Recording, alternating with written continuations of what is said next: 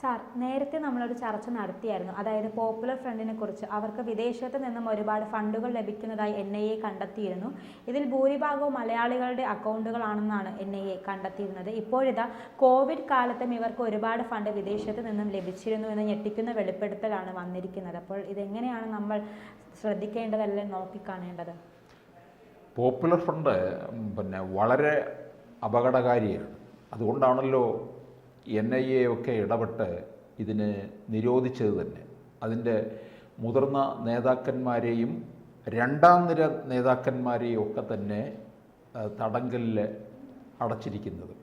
പക്ഷേ എന്നിട്ടും അവരെ പല രീതിയിൽ ഒന്ന് ഉയർത്തെഴുന്നേൽക്കാനായിട്ടുള്ള ശ്രമമൊക്കെ നടത്തി. ഇത് മുൻകാലങ്ങളിലും അങ്ങനെ ഉണ്ടായിട്ടുണ്ട്. ഇത് വേറെ പേരുകളിൽ അറിയപ്പെട്ടിരുന്ന സമയമുണ്ട്. അന്ന് വലിയ ജനാഭിപ്രായം മാനിച്ചുകൊണ്ട് ഇവരെ നിരോധിച്ചു. അത് വേറെ തരത്തിലേക്ക് പേര് മാറ്റി അതിനൊരു രൂപാന്തരം സംഭവിക്കുകയുണ്ടായി.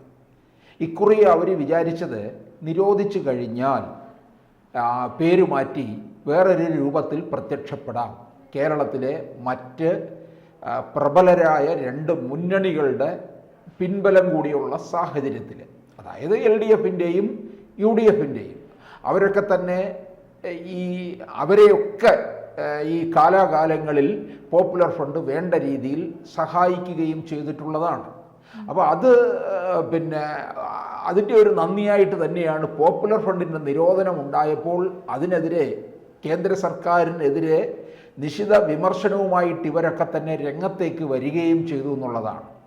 അങ്ങനെ നിരോധിച്ച് കഴിഞ്ഞിട്ടും ഈ കേന്ദ്രം അടങ്ങിയിരുന്നില്ല.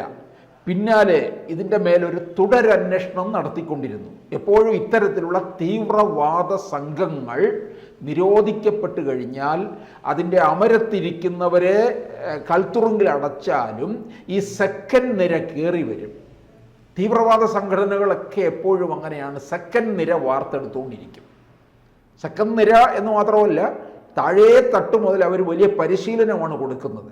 അതുകൊണ്ടാണല്ലോ കേരളത്തിലെ പല ഇടങ്ങളും ഈ തീവ്രവാദത്തിൻ്റെ പരിശീലന ഇടങ്ങളായി മാറുന്നു, ഹബ്ബായി മാറുന്നു എന്ന് പറയുന്നത്. അല്ലാതെ ഒരു ദിവസം ഇങ്ങോട്ട് വന്ന് പെട്ടെന്ന് ഇവരെ ഇതിനകത്തോട്ട് റിക്രൂട്ട് ചെയ്തിട്ട് തോക്കും വാളും അങ്ങ് കൊടുക്കുകയല്ല ചെയ്യുന്നത്. ഇതിന് നിരന്തരമായ പരിശീലനം ആർജിച്ചതിന് ശേഷമായിരിക്കും ഇവരെയൊക്കെ ഇറക്കുക. അപ്പോൾ അങ്ങനെ പല ഇടങ്ങളും കേരളത്തിലൊരു വലിയ താവളം ഉണ്ടാക്കി എന്നുള്ളതാണ്. കേരളം വളരെ സേഫാണ് എന്ന് മനസ്സിലാക്കി. അപ്പോൾ പോപ്പുലർ ഫ്രണ്ടിനെ നിരോധിച്ചു കഴിഞ്ഞാലും കേരളത്തിൽ വളരും എന്ന് കേന്ദ്ര അന്വേഷണ സംഘം മനസ്സിലാക്കിയത് കൊണ്ട് അവരെന്ത് ചെയ്തു? തുടരന്വേഷണത്തിലൂടെ വന്ന് വീണ്ടും ഇവരുടെ അടുത്ത നിരയെ തൂക്കിക്കൊണ്ടുപോയി. ഇതൊന്നും കേരളത്തിലെ പോലീസ് സംവിധാനത്തിലെ പോലീസ് സേനയെ അറിയിച്ചില്ല. അത് മനഃപൂർവ്വം കേരളത്തിലെ പോലീസ് സേനയുടെ സഹായവും തേടിയില്ല. അത് തേടിയിരുന്നുവെങ്കിൽ അത് വാർത്ത പുറത്തു പോവുകയും ഈ പറഞ്ഞ നേതാക്കന്മാരൊക്കെ രക്ഷപ്പെടുകയും ചെയ്യും.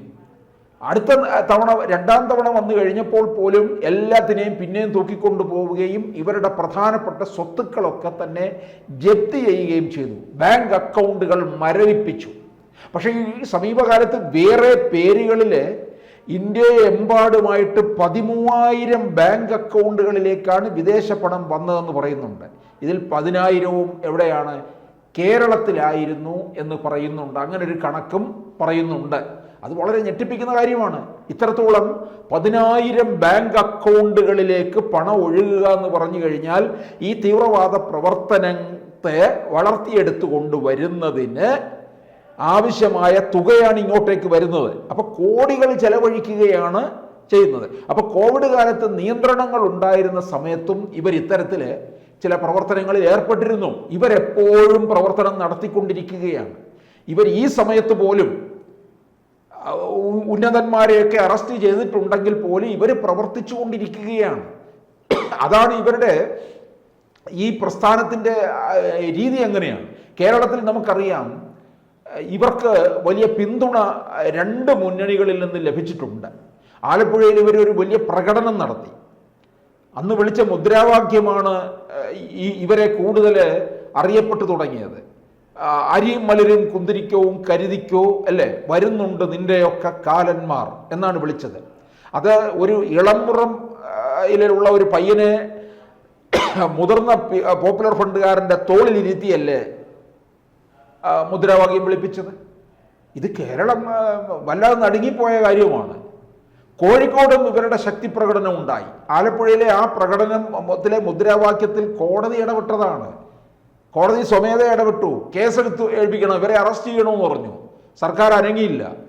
വീണ്ടും നിർബന്ധം ഉണ്ടായി കഴിഞ്ഞപ്പോഴാണ് പേരിന് മാത്രം ഒരു അറസ്റ്റ് ഒരിക്കൽ നടന്നിട്ടുള്ളൂ, അല്ലാതെ അതിനകത്ത് വേറെ ഒന്നും നടന്നിട്ടില്ല. കാരണം തെരഞ്ഞെടുപ്പ് കാലത്തൊക്കെ തന്നെ ഇത്തരത്തിലുള്ള ഈ ഇസ്ലാമിക തീവ്രവാദ സംഘങ്ങളുടെ പിന്തുണ എല്ലാ പാർട്ടിക്കാർക്കും പ്രത്യേകിച്ച് UDF-നും LDF-നും ലഭിക്കുന്നുണ്ട് എന്നുള്ളതാണ്.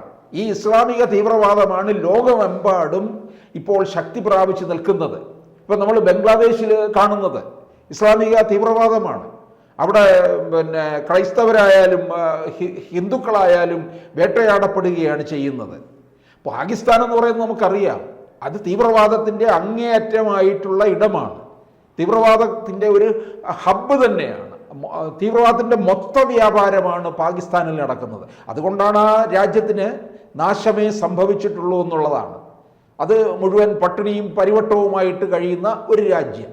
അപ്പോൾ ഇത്തരത്തിൽ കേരളത്തിലേക്ക് ഈ പലയിടങ്ങളിൽ നിന്നാണ് ഈ ആയുധങ്ങളോ അല്ലെങ്കിൽ പണമോ ഒക്കെ എത്തുന്നത്. ഒരു വലിയ ക്യാമ്പ് തന്നെ പലയിടങ്ങളിലൊക്കെ ആയിട്ട് പ്രവർത്തിക്കുക, ഇതിലേക്ക് ആൾക്കാരെ റിക്രൂട്ട് ചെയ്ത് കൊണ്ടുപോവുക. ഇപ്പം കേരളത്തിലെ ഈ പ്രശ്നങ്ങൾ ഉണ്ടായപ്പോൾ പോലും LDF സർക്കാരിൻ്റെ കാലത്ത് ഇവരെ ആരെയും തന്നെ അറസ്റ്റ് ചെയ്തിട്ടില്ല.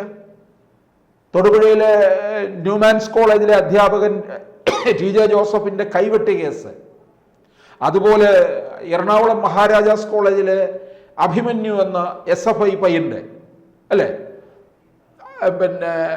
കൊല്ലുകയുണ്ടായി. ഇതിൻ്റെ പേരിലൊക്കെ അഭിമന്യുവിൻ്റെ ആ കേസ് ഇപ്പോഴും നിൽക്കുകയാണ്. അഭിമന്യുവിൻ്റെ അമ്മ തന്നെ സമീപത്ത് ചോദിച്ചല്ലോ, എന്താണ് പ്രതികൾ എവിടെ എന്നാണ് ചോദിച്ചിരിക്കുന്നത്. അതിനൊന്നും ഉത്തരവില്ല എന്നുള്ളതാണ്. പ്രതികൾ ഏതിനകത്ത് തന്നെയാണ്, പോപ്പുലർ ഫ്രണ്ടിൽ തന്നെയാണ് ഉള്ളത്. പക്ഷെ അവരെ പിടികൂടാനായിട്ട് കഴിയുന്നില്ല എന്നുള്ളതാണ്. എന്തുകൊണ്ട് കഴിയുന്നില്ല? അവരെ സംരക്ഷിച്ചു നിർത്തുന്നു എന്നുള്ളതാണ് അതിനകത്തെ ഒരു കാര്യം.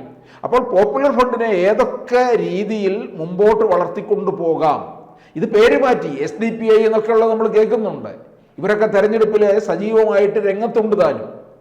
അപ്പോൾ പേര് മാറ്റി ഇവരുടെ അണികൾ, ഈ ഇസ്ലാമിക തീവ്രവാദത്തെ അനുകൂലിക്കുന്നവരുടെ വോട്ട് വിഹിതമായാലും ഒക്കെ തന്നെ ഈ രണ്ട് മുന്നണികൾക്ക് ലഭ്യമാകുന്നുണ്ട്.